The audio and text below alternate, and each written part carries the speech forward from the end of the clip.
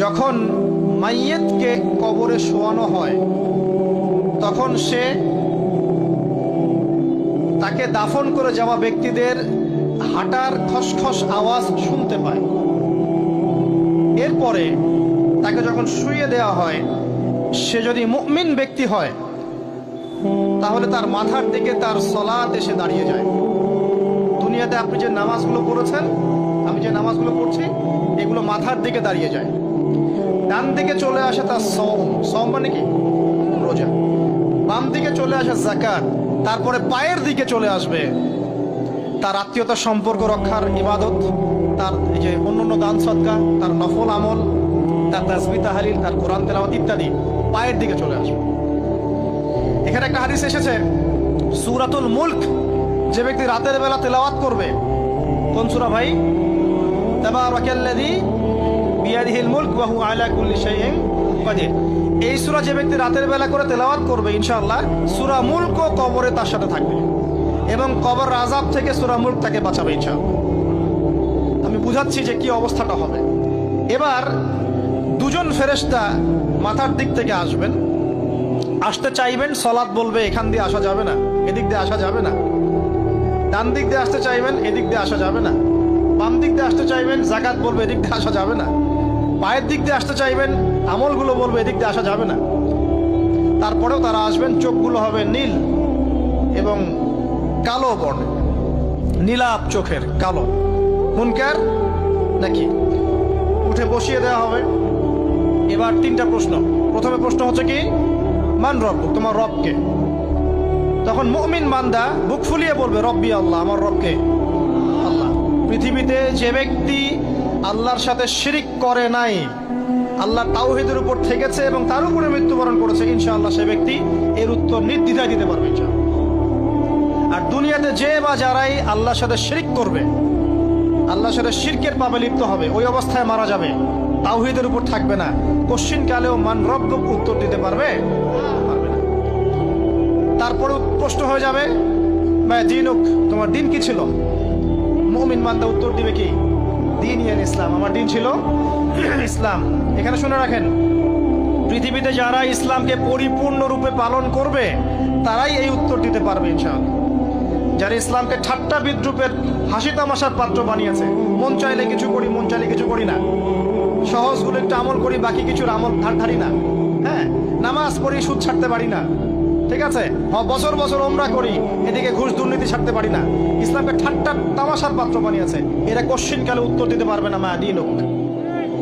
দিনে পরিপূর্ণরূপে ইসলামে প্রবেশ করতে বলেছেন আল্লাহ রাব্বুল আলামিন। যারা পরিপূর্ণরূপে ইসলামে প্রবেশ করবে এবং ইসলামের প্রতিটা মৌলিক বিধান মেনে চলবে, ইনশাআল্লাহ তারা এর উত্তর দিতে পারবে। এরপরে আসবে তৃতীয় প্রশ্ন। নবী সাল্লাল্লাহু আলাইহি ওয়াসাল্লামকে দেখানো হবে। যখন দেখানো হবে তখন সূর্য যখন ডুবে যায়, যে দৃশ্যটা আমরা দেখতে পারি না, ওই দৃশ্যটা ভেসে উঠবে এবং মুমিন বান্দা অস্থির হয়ে যাবে, বলবে আমাকে ছেড়ে দাও, আমি নামাজ পড়বো। সুবহানাল্লাহ। তার কারণ তার কাছে মনে হবে যে আসরের ওয়াক্ত হয়ে গেছে, আসরের ওয়াক্ত হয়ে গেছে, আসরের ওয়াক্ত চলে যাচ্ছে, আমাকে নামাজ পড়তে হবে। চিন্তা করেছেন? ওই যে একটা হাদিস আছে না, যে 7 শ্রেণীর মানুষকে আল্লাহ রাব্বুল আলামিন আরশের ছায়া দিবেন। তার মধ্যে এক শ্রেণীর মানুষকে, যার অন্তর মসজিদের সাথে ঝুলে থাকে, তার মন মসজিদের সাথে ঝুলে ছিল, এই সূর্য ডুবে গেল বলে আমাকে ছেড়ে দাও, আমি নামাজ পড়তে যাব। তখন ফেরেশতারা বলবেন তোমাকে নামাজ পড়তে দেয়া হবে, তবে তার আগে তুমি এর উত্তর দাও। কি উত্তর? এই ব্যক্তির দিকে তাকাও। তখন নবী সাল্লাল্লাহু আলাইহি ওয়াসাল্লামকে দেখানো হবে, সাল্লাল্লাহু আলাইহি ওয়াসাল্লাম দরুদ পড়বেন। বলা হবে যে এই ব্যক্তির সম্পর্কে তোমার কি ধারণা?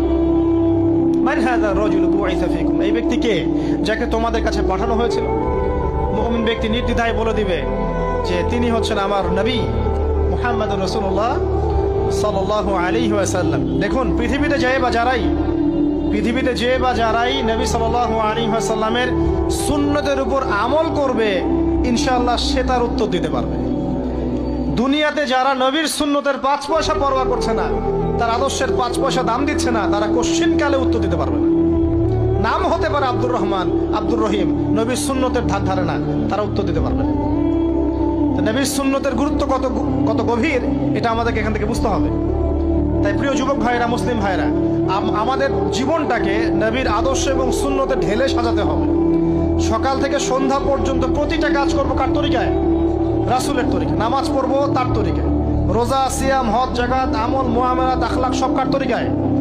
নবী সাল্লাল্লাহু আলাইহি ওয়াসাল্লামের তরিকা অনুযায়ী ইনশাআল্লাহ। আল্লাহ পাক তৌফিক এনায়েত করুন, আমিন। এবার ফেরেশতা দুজন জিজ্ঞাসা করবেন অবাক হয়ে যে তুমি কিভাবে এটা জানলে? তুমি কিভাবে এই তিনটা প্রশ্নের উত্তর দিতে পারলে? কারণ বেশিরভাগ মানুষ তো উত্তর দিতে পারবে না, বেশিরভাগ মানুষই এই উত্তর দিতে পারবে না। কারণ কিয়ামতের মাঠে 1999 জন মানুষ জাহান্নামে যাবে। তো এটা কঠিন পরীক্ষা। আল্লাহ রাসূল সাল্লাল্লাহু আলাইহি ওয়াসাল্লাম বলেছেন যে নিশ্চয়ই তোমাদেরকে এখানে পরীক্ষায় ফেলা হবে, আর তোমরা যদি এই পরীক্ষা জেনে তোমাদের মৃতদেরকে দাফন করা থেকে বিরত না থাকতে, তাহলে আমি তোমাদেরকে শুনিয়ে দিতাম কবরে কেমন পরীক্ষা হয়। মানে যদি আমরা শুনতে পারতাম যে কবরে কেমন পরীক্ষা হয়, আমরা ভয়ে আমাদের মৃতদেরকে দাফন পর্যন্ত করতাম না। এটা নবীজি বলছেন সাল্লাল্লাহু আলাইহি ওয়াসাল্লাম। তাকে জিজ্ঞাসা করা হবে যে তুমি কিভাবে জানলে এটা? বেশিরভাগ মানুষ তো পারে না উত্তর দিতে। তখন সেই ব্যক্তি বলে বসবে, সেই ব্যক্তি বলবে যে করাতু কিতাব আল্লাহ, আমি আল্লাহর কিতাব এই কোরআন পড়েছি। মুমিন বলবে আমি আল্লাহর কোরআন পড়েছি, ফাআমানতু বিহি, আমি এর উপর ঈমান এনেছিলাম, ওয়া সাদ্দাকতু, এবং সত্যায়ন করেছিলাম। অতএব দুনিয়াতে যারা দ্বীনের জ্ঞান অর্জন করছে না, কোরআন পড়ছে না, হাদিস পড়ছে না, পড়াশোনার চেষ্টা করছে না, জানার চেষ্টা করছে না, কবরে পার পাওয়া ডিফিকাল্ট আছে। এটা একটা অন্যতম প্রশ্ন। আমরা কিন্তু মনে করি তিনটা প্রশ্ন হচ্ছে, আসলে প্রশ্ন হচ্ছে কয়টা? 4টা। তিনটার পরে আরো একটা এক্সট্রা। কিভাবে জানলে? তখন উত্তর দিচ্ছে আমি আল্লাহর কিতাব পড়েছি, ঈমান এনেছি,